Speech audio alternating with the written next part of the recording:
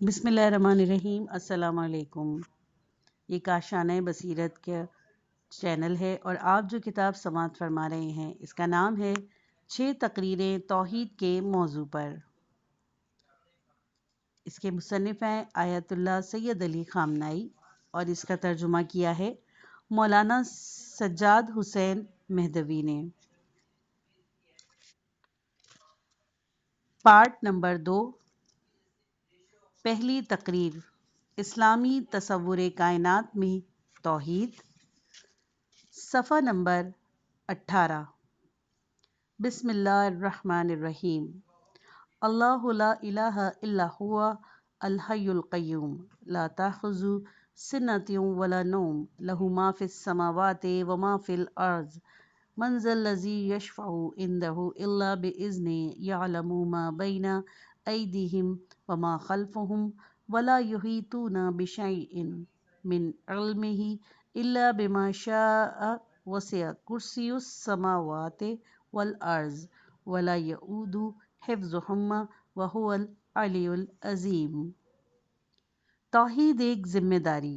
बतौर खुलासा हमारी गुफ्तगू का ये मौजू ये है कि तौहीद से मुतालिक आयात को कुरान करीम में से इंतखाब करके अलहदा करें और यहाँ आपके सामने तर्जुमा करें। इस तरह आप खुद नतीजा अखज़ करें कि कुरान की नज़र में तौहीद औलन क्या है, सानियन किसी एहद पैमा के और ज़िंदगी में किसी अमल के मायने में है, जैसे कि दीनी अफकार और उसूलों में से हर फ़िक्र और हर उसूल पर ईमान अवलन आंखें बंद करके न हो बल्कि आगाही के साथ होना चाहिए, फ़हम शऊर व आगाही के साथ हो। सानियन ईमान को ज़िम्मेदारी के साथ होना चाहिए। जिस चीज़ पर हमें ईमान लाना चाहिए वो हतमी तौर पर ऐसी चीज़ होनी चाहिए जो हमारी ज़िंदगी में हमारे अमल में ख्वा इनफरादी अमल हो या इज्तिमाई अमल, ख्वा इंसान को अपनी ज़िंदगी से मुताल्लिक हो या अपने माशरे से मुताल्लिक हो या इंसानियत से मुताल्लिक हो या मुस्तकबिल की तारीख़ से मुताल्लिक हो, हतमी तौर पर एक ज़िम्मेदारी हमारे कांधों पर डालता है। इस तमीद के साथ जब हम तौहीद की बहस में दाखिल होते हैं तो खुद ब खुद ये बहस हमारे लिए एक ज़िम्मेदारी पैदा करने वाली बहस बन जाती है और तौहीद का जायज़ा हम इस तरह लेंगे कि अवलन आगाही के साथ तौहीद तक पहुँचें, सानियन ये देखें कि जो ज़िम्मेदारियाँ तौहीद ने हमारे कांधों पर डाली हैं वो क्या हैं। क्या तौहीद बग़ैर किसी ज़िम्मेदारी के और बग़ैर किसी अहद व पैमान के सिर्फ़ एक चीज़ को समझने का नाम है? क्या सिर्फ एक हकीकत को जानने का नाम है, अपने कंधों पर कोई जिम्मेदारी महसूस किए बगैर, या नहीं? तौहीद एक ऐसी आगाही और ऐसा फ़हम है कि इस आगाही के बाद फ़राइज़, वज़ाइफ़, ज़िम्मेदारियाँ इंसान पर वाजिब हो जाती हैं। जब आप कुरान की तरफ रुजू करेंगे तो इस सवाल का जवाब मिल जाएगा। बिनाबरी आज हमारे मोरिद नज़रियात एक ख़ास नुक्ता नज़र के तहत तौहीद के बारे में हैं। इंशाअल्लाह अगली बहस में भी तौहीद के बारे में ही आयात होंगी, मगर एक दूसरे नुक्ता नज़र से आने वाले अय्याम में भी आयत तौहीद ही होंगी, मगर हर एक अपने मखसूस नुक्ता नज़र के साथ। और मैं इस बात का दावा नहीं करता कि तौहीद के बारे में चंद रोज़ा बहस से कुरानी आयात से मदद हासिल करते हुए मेरे लिए मुमकिन होगा कि मैं कुरान, तौहीद और इस्लाम में तौहीद के तमाम पहलू को बयान कर सकूं। ये हकीकत है कि अगर कुछ लोग ज़्यादा वक्त के साथ, ज़्यादा बसीरत के साथ, ज़्यादा फुर्सत के साथ मुताल्ला करके कुरान की जानिब रुजू करेंगे तो तौहीद के मौजू पर एक बहरे बेकरां को सामने पाएंगे। जितना हमारी इस महफिल का तकाजा है, जो कुछ तौहीद के बारे में हम जानते हैं वो भी हम बतौर खुलासा बयान नहीं कर सकते। जितना हमारे वक्त और महफिल में गुंजाइश होगी उस कदर हम गुफ्तगू कर सकेंगे। एक बात की पहले याद दहानी करा दूं, वो ये कि कुरानी आयत के अंदर तौहीद की बहस और वो भी इस रविश से जिसे हम पेश करेंगे मुमकिन है किसी हद तक मुश्किल नज़र आए, मुमकिन तौर पर एक दर्स महसूस ना हो کوئی تقریری گفتگو، لیکن میں ہمیشہ اپنے طور پر یہ سوچتا تھا اور سوچتا ہوں کہ کیا ضروری ہے کہ ہماری عام محفلوں میں درسی حالت نہیں ہونی چاہیے اور تقریر درس سے مختلف کوئی اور چیز ہونی چاہیے؟ کیا حرج ہے کہ ایک عام محفل میں شرکاء کی بڑی تعداد کے ساتھ ایسے ذہن جو سننے کے لیے تیار ہیں وہ تیار رہیں، ایسی باتیں سننے کے لیے جو مشکل ہیں اور غور و فکر کی محتاج ہیں؟ بالکل ایک کلاس کی طرح۔ کیا ضروری ہے کہ ماہ رمضان میں چونکہ ماہ رمضان ہے اور سب روزے سے ہیں، مقرر اپنے آپ کو مجبور سمجھے کہ اپنے مضمون کلام کو مزیدار، میٹھا اور تفریح بنا کر پیش کرے؟ کیوں؟ کب تک ہم اپنی عمومی مجالس و محافل کے اندر بہتر، بالاتر اور زیادہ گہرائی سے غور و فکر کرنے کی امید نہ رکھیں؟ کیوں نہ رکھیں؟ لہٰذا آپ تمام بھائی اور بہنیں جو اس محفل میں موجود ہیں اور آئندہ دنوں میں بھی ہوں گے، مجھے اندازہ نہیں ہے کہ گفتگو آپ کے لیے مشکل ہوگی یا نہیں۔ ممکن ہے کہ مشکل ہو، ممکن ہے کہ بہت عام سی ہو، لیکن اگر گفتگو آپ کو مشکل اور ثقیل محسوس ہو تو بھی ایک ایسی بات سمجھ کر کہ جسے آخر کار سمجھنا ہی ہے، اس پر غور و فکر کریں، اس پر مطالعہ کریں، اپنے ذہن کی تمام تر طاقت کو استعمال میں لائیں تاکہ گفتگو سمجھ میں آ جائے۔ کلمات کو اپنے ذہن میں محفوظ رکھیں، سنبھال کر رکھیں۔ اگر مشکل ہو تو بعد میں اپنے دوستوں، اپنے رفقا سے ذکر کریں۔ اگر ایسی بحث ہو جو آپ کے ذہن کو اجنبی سی لگے تو یہ کوشش نہ کیجیے گا کہ اسے ایک مشکل اور ثقیل بحث سمجھ کر اپنے ذہن سے دور کرنے لگیں۔ نہیں، کوشش کیجیے گا کہ اپنے ذہن کو اس سے مانوس کر لیں۔ البتہ جیسا کہ ہم نے متعدد بحثوں، تقریروں اور دروس میں کہا ہے، ہمیں یہ ہرگز توقع نہیں ہے کہ حتیٰ کہ ایک آدمی سے بھی نہیں کہ جو کچھ ہم کہتے ہیں اسے 100% اور حتمی طور پر قبول ہی کر لے۔ نہیں، بلکہ اس کے برعکس ہمیں دوستوں سے، بھائیوں سے، بہنوں سے، جس سطح پر بھی وہ ہیں، یہ توقع ہے کہ جو کچھ انہیں فکری خوراک کے طور پر دیا جاتا ہے، اگر دوسرے مقامات پر وہ ایسا نہیں کرتے لیکن یہاں پر ایسا کریں کہ جو کچھ آپ کو دیا جا رہا ہے اسے اپنے فہم و ادراک و تشخیص و اجتہاد کی لیبارٹری میں رکھیں اور قرآن کی اس آیت کے مصداق کے طور پر اپنے آپ کو بنائیں۔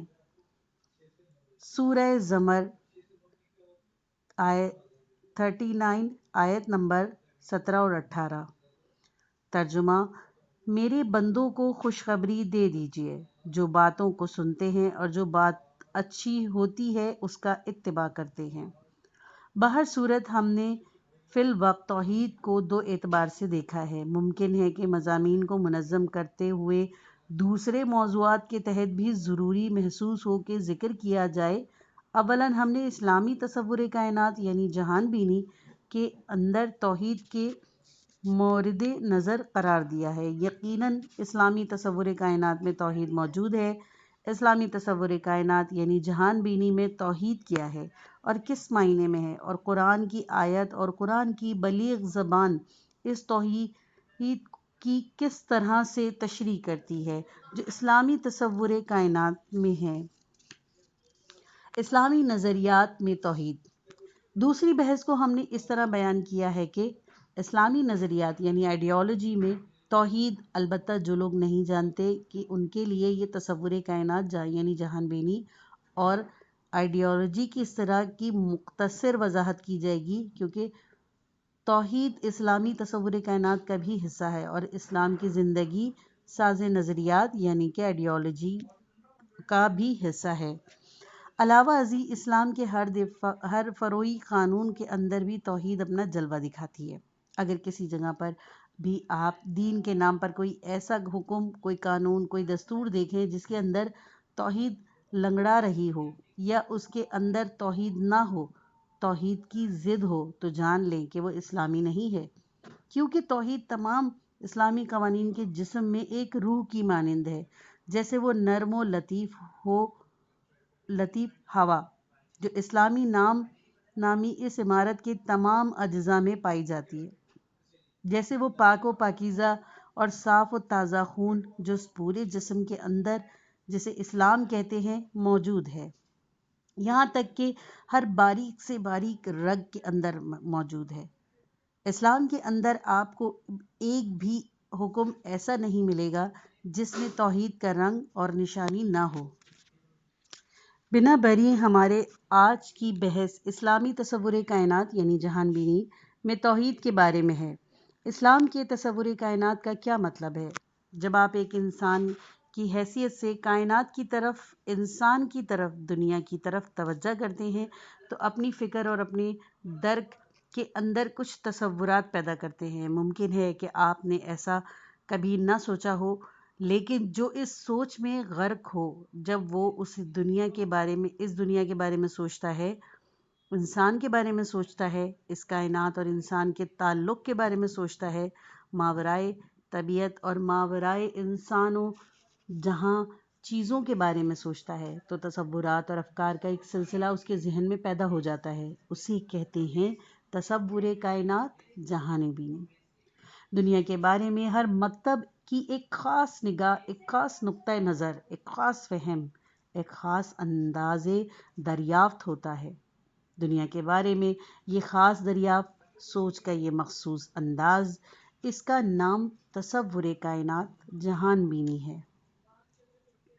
یہ ان اصطلاحات میں سے ہے جو ابھی چند سال پہلے سے فارسی تعبیرات میں نظر آ رہی ہیں۔ کائنات کے تصور کا مطلب وسعت نظر ہی نہیں ہے جسے عام طور پر عوامی زبان میں استعمال کیا جاتا ہے۔ فلاں شخص جہاں بین ہے یعنی وسیع النظر ہے، نہیں، کائنات کا تصور ان معنی میں نہیں ہے۔ بطور خلاصہ تصور کائنات یعنی کہ جہان بینی کی تعریف اس طرح کی جا سکتی ہے: کائنات کے بارے میں ایک انسان کا ماحصل، کائنات کے بارے میں ایک انسان کی سوچ، کسی انسان کی کائنات یا انسان کے بارے میں ایک دریافت۔ ہم نے کہا ایک انسان کا ماحصل، آپ ایک انسان کی جگہ ایک مکتب، ایک مسلک، ایک مذہب لے سکتے ہیں۔ کسی معاشرے کا اجتماعی طرز زندگی دراصل کائنات کے بارے میں اس کا ماحصل کی عکاس ہوتا ہے، اور یہ ماحصل تصور کائنات یعنی جہان بینی ہے۔ اسلام کا ایک تصور کائنات ہے۔ اسلام کا کائنات کے بارے میں ایک نظریہ ہے، کائنات کے بارے میں اسلام کا ایک تصور ہے، جس کو میں مختصراً بیان کرتا ہوں، صرف اسی قدر جس کا تعلق ہماری توحید کی بحث سے ہے۔ سب کچھ اسی کا ہے۔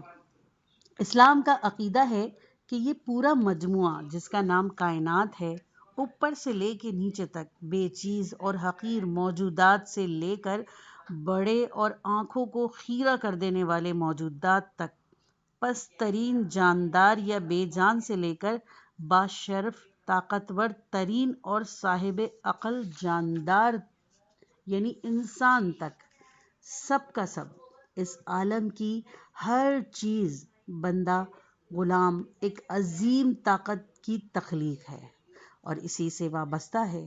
جو ظاہر ہم اور آپ دیکھتے ہیں، اس کے پیچھے سائنسی علوم کی تیز عینک جو کچھ دیکھ سکتی ہے، اس کے ماورا ہر محسوس کی جانے والی اور لمس کے قابل چیز سے ماورا ایک حقیقت ہے جو ہر حقیقت سے بالا تر ہے، اعلیٰ تر ہے، باشرف تر ہے، باعزت تر ہے، اور کائنات کی ہر چیز اس کی تخلیق اور اس کے دست قدرت کی بنی ہوئی ہے۔ ہم اس بالا تر طاقت کو ایک نام دیتے ہیں اور وہ نام ہے خدا، وہ نام ہے اللہ۔ پس کائنات ایک ایسی حقیقت ہے جو بذات خود کوئی استقلال نہیں رکھتی، وہ خود سے کوئی وجود میں نہیں آئی، اپنے اندر سے خود باہر نہیں آئی، بلکہ ایک قدرت مند ہاتھ نے ان طرح طرح کی مخلوقات، علم جیسے قدر پیش رفت رہا ہے، روز بروز یہ مخلوقات ظاہر ہوتی جا رہی ہیں، کو خلق کیا اور وجود بخشا ہے۔ ایک قادر ہاتھ ہے جس نے ذرے کے اندر یہ تلاطم بپا کیا ہے اور سب سے زیادہ اجنبی دنیا، کہکشائیں اور کہکشاؤں کے پیچھے جو کچھ ہم نے اب تک دریافت کیا اس سے اربوں گنا زیادہ چیزیں دریافت کے قابل موجود ہیں۔ ان سب کو ایک قدرت رکھنے والے ہاتھ نے خلق کیا۔ اس کارخانے کو کوئی بنانے والا ہے، اس مشین کو کوئی موجد ہے، اتفاقی نہیں ہے، خود بخود نہیں ہے۔ یہ ہے کائنات کے بارے میں اسلام کا نظریہ۔ یہ توحید کے بارے میں اسلام کے تصور کائنات کا مواد ہے، جسے میں اسی طرح سے تھوڑا تھوڑا کر کے کم عرض کروں گا۔ وہ خدا جو عالم اور اہل عالم سے بالا تر ہے، وہ دست قدرت جو تمام موجودات عالم کو چلا رہا ہے، اس نے اسے بنایا ہے اور اس نے اسی لمحہ بلمحہ باقی رکھا ہے۔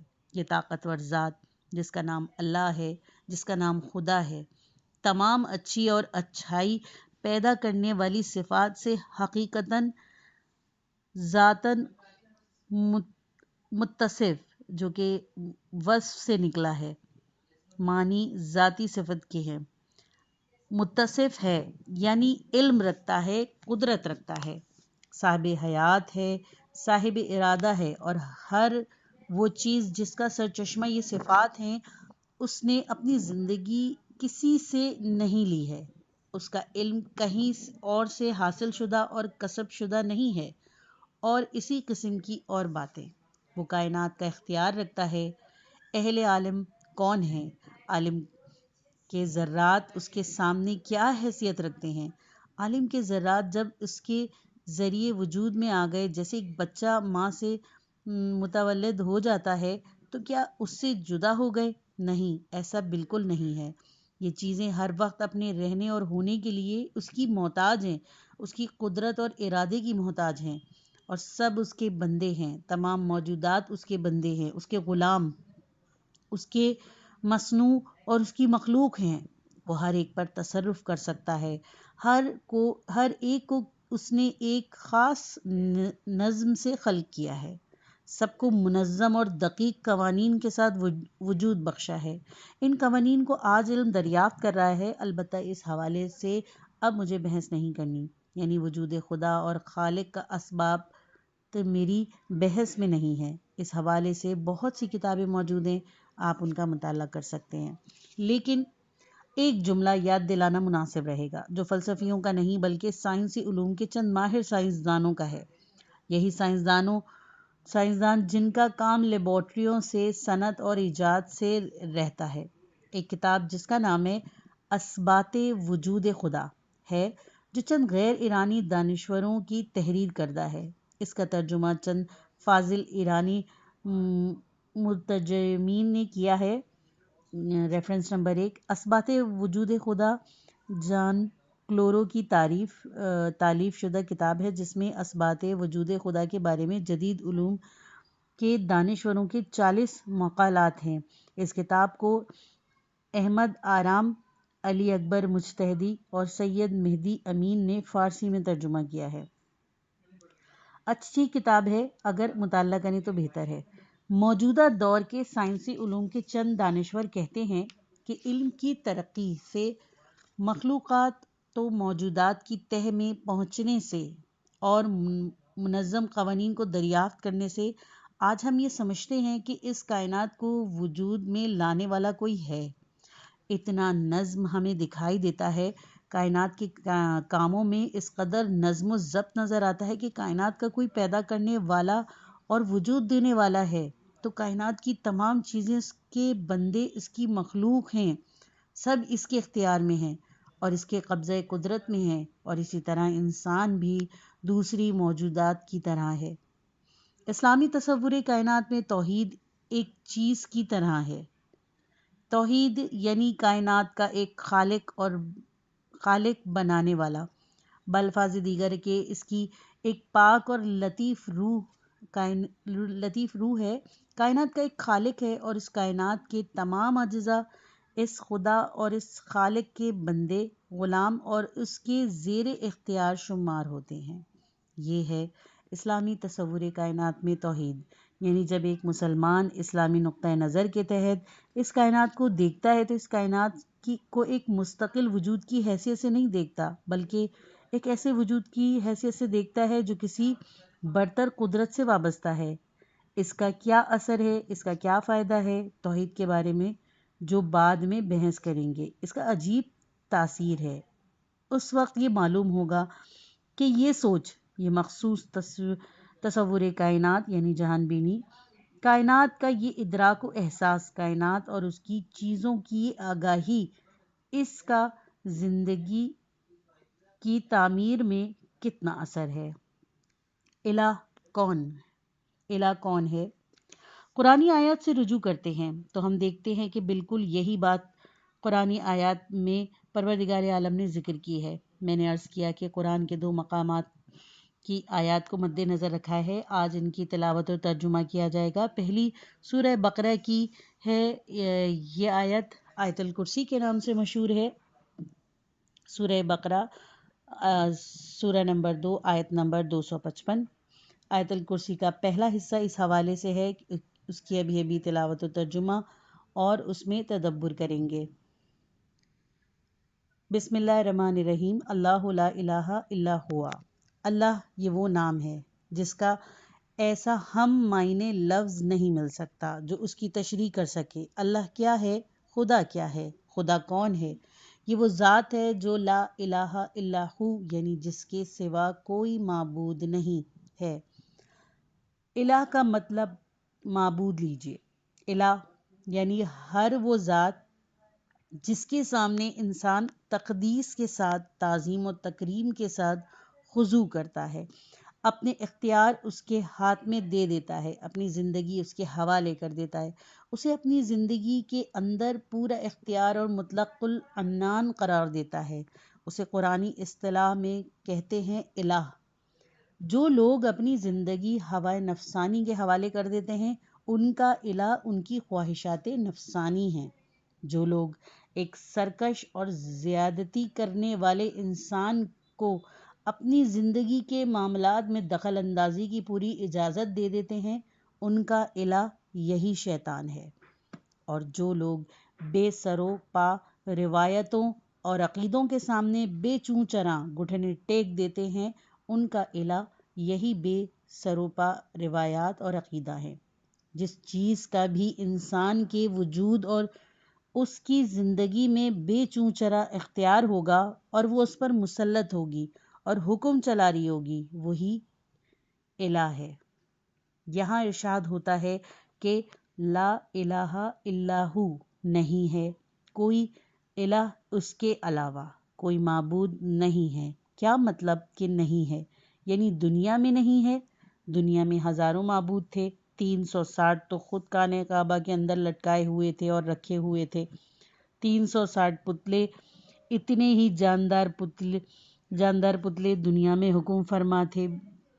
پھر کس طرح سے کوئی الہ نہیں ہے؟ بس یہ جو ارشاد ہو رہا ہے کہ لا الہ الا ہو، نہیں ہے کوئی الہ یعنی معبود اس کے سوا، یعنی سچا الہ نہیں ہے، قانونی الہ نہیں ہے، حقیقی الہ نہیں ہے، یعنی اللہ کے سوا جس چیز کو بھی تم نے الوہیت یعنی اس کے معنی جو ہم نے بیان کیے ہیں کے لیے قبول کر لیا تو تم نے گناہ کیا، حق کے برخلاف عمل انجام دیا، کیونکہ اللہ کے سوا کوئی بھی ابدیت اور الوہیت کے لیے سزاوار نہیں۔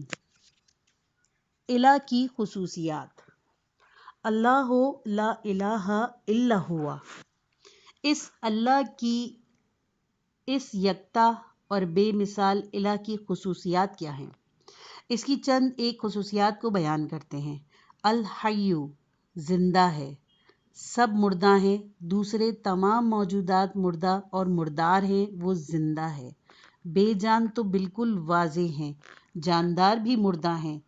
ایک ایسی جان جو ایک زمانے میں نہیں تھی اور ایک بات کے زمانے میں بھی نہیں ہوگی، وہ جاندار جس کی جان ہمیشہ خطرے میں ہے، ایسا زندہ وجود جس کی زندگی کبھی ایک بال کی حرکت سے، ایک بیج کی جنبش سے فنا و نابودی کے خطرے سے دوچار ہو جاتی ہے، یہ کیسی زندگی ہے؟ زندہ و جاوید، اصل زندہ، حقیقی زندہ وہ ذات ہے، حیات جس کی اپنی ہے اور اس کی جانب تمام جانداروں کے لیے ہدیہ عطیہ اور فضل ہے، اور وہ خدا ہے۔ الحی وہ زندہ، القیوم وہ پائیدار و پائندہ، وہ ذات کہ جس کی زندگی دائمی، جادوانہ اور ہمیشہ کی ہے، وہ ذات کے زندہ و جاندار اسی کی زندگی سے زندہ ہیں۔ اگر وہ نہ ہو، اگر وہ نہ چاہے، اگر وہ ارادہ نہ کرے تو ایک بھی زندہ اور زندگی کا کوئی جلوہ کائنات باقی نہیں رہے گا۔ القیوم لا تاخذو سنۃ ولا نوم، اسے اونگ اور نیند نہیں آتی، اونگ بھی نہیں آتی، نیند تو دور کی بات ہے۔ غفلت، اونگ، نیند اسے خود سے جدا نہیں کرتی۔ کیا مطلب؟ یعنی ایک لہجے کی غفلت، ایک لہجے کی بے توجہی اس کے وجود اور اس کی حیات میں گزر ہی نہیں ہے۔ دوسرے موجودات جھوٹے خدا اپنے آپ سے، اپنے زیر اختیار افراد سے، اس دنیا سے جو ان کے قبضے میں ہیں غفلت کر جاتے ہیں، سراپا غفلت ہیں، دائمی غفلت میں ہیں۔ جس جگہ پر آگاہی اور واقفیت کا دعویٰ کرتے ہیں ان کی آگاہی اور واقفیت جھوٹی ہے۔ جو چیز ان پر غلبہ رکھتی ہے وہ غفلت اور نادانی ہے۔ سورہ ابراہیم 14 آیت نمبر 28 اور 29۔ ترجمہ: کیا تم نے ان لوگوں کو نہیں دیکھا جنہوں نے اللہ کی نعمت کو کفرانی نعمت سے تبدیل کر دیا اور اپنے قوم کو ہلاکت کی منزل تک پہنچایا؟ وہ جہنم جس میں سب واصل ہوں گے اور بدترین قرارگاہ ہے۔ امام موسیٰ ابن جعفر علیہ السلام نے یہ آیت ہارون رشید کے سامنے پڑھی تھی۔ کیا تم نے نہیں دیکھا کہ ان لوگوں نے کہ جنہوں نے خدا کی نعمتوں کا کفران کیا، ناشکری کی، اپنی قوم اور اپنے پیروکاروں کو نیستی و نابودی و ہلاکت و بدبختی کی وادی میں کھینچ کر لے گئے؟ وہ بدبختی اور نیستی کی وادی کہاں ہے؟ جہنم۔ خود بھی جہنم رسید ہوئے اور اپنے ساتھ چلنے والے بیچاروں کو بھی جہنم میں کھینچ کر لے گئے، اور کتنا برا ٹھکانہ ہے جہنم۔ امام موسیٰ ابن جعفر علیہ السلام ہارون سے کہتے تھے کہ تم بھی انہی میں سے ہو۔ ریفرنس نمبر 2، تفسیر نور الثقلین سورہ ابراہیم کی آیت نمبر 28 کے ذیل میں۔ اگر ہارون غافل نہ ہو تو اپنے آپ کو اور اپنی قوم کو دوزخ کی طرف کیوں لے جا رہے گا؟ بس دوسرے خدا سراپا غفلت ہیں۔ جس ذات کا غفلت سے کوئی تعلق ہی نہیں، وہ اس کائنات کا سچا حاکم ہے، یعنی اللہ۔ لا تاخذو سنۃ ولا نوم، آپ کو یہ خیال نہ آئے کہ سنۃ یعنی اونگ، کچی نیند، نوم یعنی گہری نیند، عام نیند یا گہری نیند کو خدا سے ہٹانے اور اس کی نفی کرنے کی یہاں پر کیا ضرورت تھی؟ بات کی بحثوں میں ہمیں معلوم ہوگا، کیونکہ توحید میں ہر اشارہ، توحید میں ہر نقطہ غیر خدا کی الوہیت کی نفی کی طرف اشارہ ہے اور غیر خدا کے نقائص کی جانب اشارہ ہے۔ جو چیز خدا میں موجود ہوتی ہے وہ یہ چیزیں ہیں جو الوہیت کا دعویٰ کرنے والوں میں موجود نہیں ہوتی۔ جن باتوں پر توحید میں گفتگو ہوتی ہے وہ یہ چیزیں ہیں جس کا مظہر موحدوں پر اور خدا پرستوں کی عملی زندگی میں دکھائی دینا چاہیے۔ توحید کی تمام خصوصیات اور باریکیوں کا نمونہ موحدوں کی زندگی میں موجود ہونا چاہیے۔ یہ بات کی بحثوں اور آیات میں آئے گی۔